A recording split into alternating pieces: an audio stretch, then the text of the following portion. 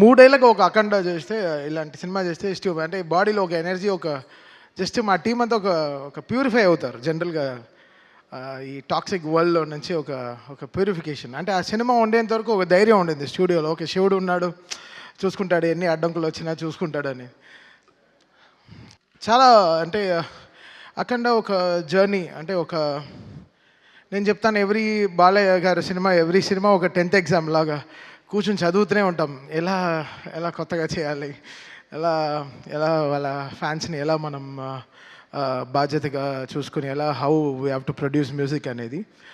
శివుడు వచ్చినప్పుడు అది సంథింగ్ డిఫరెంట్. అది తాండవం అనే పేరు కూడా యాడ్ చేసిన తర్వాత ఇంకా రిథమిక్గా ఎలా మోస్ట్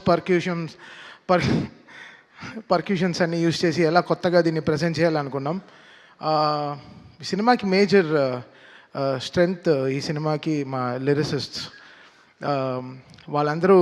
బికాస్ ఫస్ట్ అఖండాలోనే చాలా చేసేసాం, ఇంకేం చేస్తాం ఈ అఖండాకి అనుకున్నాం.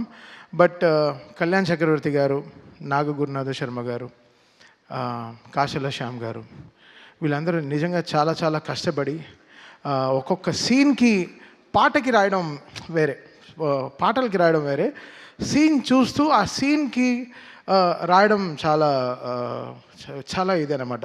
It's very tough. అది మా టీంలో ఒక అమ్మాయి ఉంది, అద్వితీయ. దానికి 18 ఏళ్ళే దానికి. తనకి ఎక్కడి నుంచి అంత ఐడియాస్ వస్తుంది నాకు తెలీదు. అంత అద్భుతంగా లిరిక్స్ రాస్తుంది.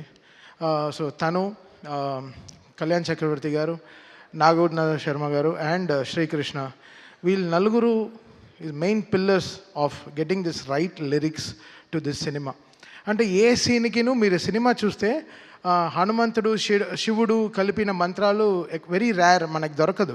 అది చాలా దాన్ని క్రియేట్ చేశారు, దాన్ని లేనిది తెచ్చారు. ఒక అలాంటి మంత్రాలని కమర్షియల్ మ్యూజిక్లో ఫార్మాట్లో నేను ఇచ్చిన మీటర్లో రాయడం చాలా కష్టం. కొన్ని వర్డ్స్ లాంగ్గా ఉంటాయి, బట్ అది వాళ్ళు పదాలన్నీ కరెక్ట్గా కలిపి సేమ్ టైం ఎక్కడ అది రాంగ్గా రాకుండా అది ఎంతో బ్యూటిఫై చేశారు, ఎంతో దాన్ని ప్యూరిటీగా దాన్ని చూపించారు.